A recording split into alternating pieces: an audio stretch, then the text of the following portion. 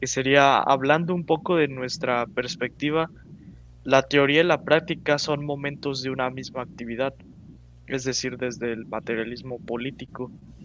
La teoría son coordenadas para la práctica, pero a la vez la práctica va corrigiendo a las teorías.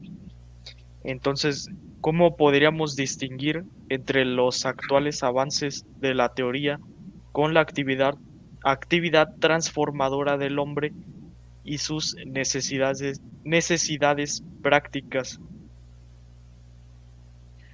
Ok, creo que es también algo muy relevante. Me gusta mucho la pregunta. No voy a poder dar una respuesta como contundente o muy buena. Solo me gustaría como dar, no sé, como algunas pistas o algunas ideas o alguna como de cómo lo veo, ¿no? O sea, en mi limitada perspectiva. Em, Curiosamente, por ejemplo, conocemos la teoría del desarrollo desigual, ¿no? Entre los países, ¿no? Que hay países como los de primer mundo que han avanzado a un ritmo de cierto tipo y los países del tercer mundo o de la periferia o los en vías de desarrollo o como emergentes, como se les quiera llamar, que han avanzado a un ritmo distinto, ¿no? Por una configuración mundial imperialista que los ha explotado, etcétera. Es esta cuestión de cómo se desarrollan de manera desigual las cosas y cómo los ritmos son distintos para un caso y el otro, creo que ocurre igual en la teoría y en la práctica. En el momento en el que Marx empieza a desarrollar su teoría, el ritmo de la práctica, del movimiento obrero, de los conflictos, era vertiginoso, era muy precipitado. Y era porque en la realidad misma las industrias se estaban transformando a una velocidad muy grande. Y por consiguiente, la clase trabajadora estaba reaccionando de manera muy acelerada también, porque o sea, se estaban incorporando niños, mujeres a las fábricas, la familia empezaba a tener conflictos internos, y en ese momento la teoría, digamos, de la clase trabajadora no estaba desarrollada. Y viene Marx y lleva a cabo un desarrollo gigantesco. Y sin embargo, después vienen las épocas de la guerra, y en ese momento, como que la práctica del movimiento obrero, salvo en la Unión Soviética, se detuvo muchísimo, ¿no? Y entonces van habiendo ritmos desiguales. Ese solo lo presentaba como un ejemplo para tratar de analizar nuestros tiempos contemporáneos. ¿En qué ritmos estamos, no? ¿En qué ritmo va la teoría? ¿En qué ritmo va la práctica? Y si podemos tratar de empatarlo o hacer como una armonía de que puedan retroalimentarse tal cual como lo decías, Miguel, de que se vayan produciendo la una a la otra. Yo creo que entre los años 80 que surge la interpretación temporal del sistema único y la época actual, pero bueno, al menos los primeros 20 años, dividámoslo esos 40 en los primeros 20, el avance teórico también fue muy grande, porque lo que hizo la interpretación temporal del sistema único fue realmente retomar el camino de la teoría de Marx. Y sin embargo, fueron tiempos en los que el actuar del movimiento obrero, las acciones políticas, de hecho, menguaron muchísimo. Tal vez por la caída de la Unión Soviética influyó un poquito, tal vez por el camino que tomó China por su lado, tal vez por muchísimos motivos, ¿no? Las dictaduras en América Latina se venía saliendo de ahí, Estados Unidos se convierte en el imperio más grande, impone a muchos gobiernos, y digamos, los lugares donde se permaneció activo, pues fue quizás más en África, porque la colonización seguía actuando en esos espacios, y actualmente otra vez vuelve a renacer en África un movimiento muy fuerte.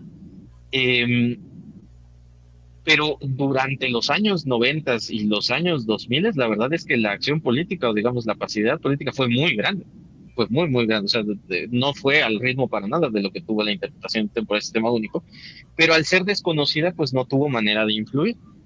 Y en los últimos 20 años de interpretación temporal del sistema único se ha dedicado a llevar a cabo muchos debates con las otras teorías, bueno, con las otras interpretaciones, perdón, para tratar de llegar a un consenso.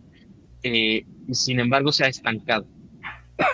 Y a partir, creo, de la inspiración que ha traído el Partido Comunista Chino y de la gran revolución que ha sufrido su país, eh, sufrido no lo digo con una connotación ni negativa ni positiva, solo que ha ocurrido, eh, Sí. creo que entonces el marxismo como que empieza a tomar nuevas banderas, ¿no? Y lo noto mucho en todos los influencers en YouTube y lo noto mucho en los debates que existen entre los mismos marxistas o que ahora ya empiezan a surgir como de, ay, entonces el comunismo sí funciona, y cosas de ese estilo, ¿no? Que no hay mucha teoría ahí, pero hay un renacimiento, o sea, como que muchos de los marxistas o incluso aunque no fueran marxistas, digamos, de la clase trabajadora que tenían una bandera, una inspiración en la Unión Soviética y se les fue, ahora como que la retoman y dicen, no, ya ven que sí funcionaba, ya ven que sí era importante, ya ven que sí podemos tener como... Entonces eligieron a China como su campeón, ¿no? Como su champion o la persona que puede librar la batalla en nombre de ellos. Sí, Miren cómo sí funciona, pero sigue sin conectarse con la teoría, ¿no? Y los análisis sobre China siguen siendo muy sesgados y no se hacen con base realmente en la teoría económica de Marx, ¿no? O sea, siento que la teoría económica es la que sigue siendo divorciada. He visto no solo de Santiago Hermosilla, pero de todos los análisis políticos, geopolíticos, internacionales, pero ¿y la economía qué? ¿No? O sea, ¿y esa en qué lugar está? ¿Y cómo la analizamos? Y sí hay algunas incorporaciones, eh, pero todas esas incorporaciones siguen teniendo esta inseguridad pero es que Marx estaba mal, ¿no? O sea, Marx cometió el error de la transformación de valores entonces y cometió muchos otros errores, entonces pues yo cosas de siguen economía que teniendo el voy a decir pecado original, ¿no?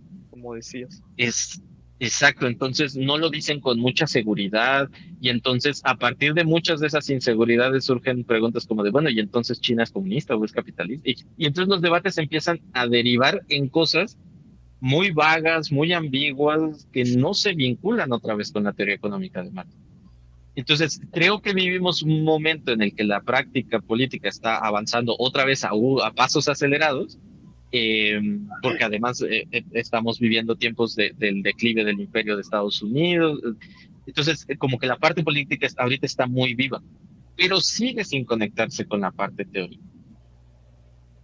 Y es por eso que ahora sí que regreso a mi tema de como divulgador de la interpretación del modelo sistema único, vuelvo a hacer un llamado como retomemos esto porque va a ser la única manera en que podamos comprender la realidad y actuar sobre ella y poder transformarla.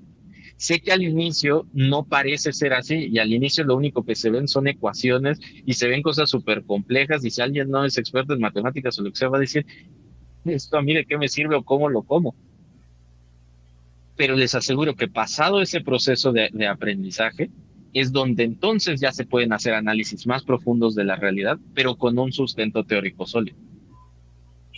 Y creo que aprovecho este espacio como para hacer este llamado al tratar de vincular la teoría con la práctica, dado que ahorita sí podrían ocurrir desarrollos a un mismo ritmo. Y como mencionaba, yo no conozco qué está pasando en China y tampoco hablo chino, entonces no puedo saber cómo lo están tomando ellos o qué están haciendo, porque ellos siempre en su discurso dicen, estamos actuando bajo la teoría marxista. Pero pues digo, yo no sé si sí o si no. Me suena a que Sí, sí, deben tener muchos expertos, hacen muchos consejos respecto a eso y han tenido éxito en la gran mayoría de sus políticas. Em, pero no olvidemos los grandes aprendizajes del pasado, o sea, las lecciones aprendidas siempre son muy relevantes y no sabemos si lo que derivara de China pudiera ser algo que transformar a la humanidad de manera positiva, nos llevara a un episodio diferente, a un modo de producción distinto, o tal vez no. Digamos, la visión que tiene Janusz Varoufakis de la competencia actual que le llama tecnofeudalismo entre Occidente y China, a partir de estos claudalistas, ¿no? Los que realmente son dueños de toda la integración vertical de la tecnología, ¿verdad? Eh, no lo sabemos. Entonces, creo que si no podemos retomar la teoría con bases sólidas, va a ser muy difícil el solo hablar bajo especulaciones y el yo creo o espero, yo tengo la esperanza entonces de que siento que es mejor no dejar de estudiar y no dejar de retomar sobre todo esta interpretación para poder hacer un mejor análisis. pues yo quisiera decir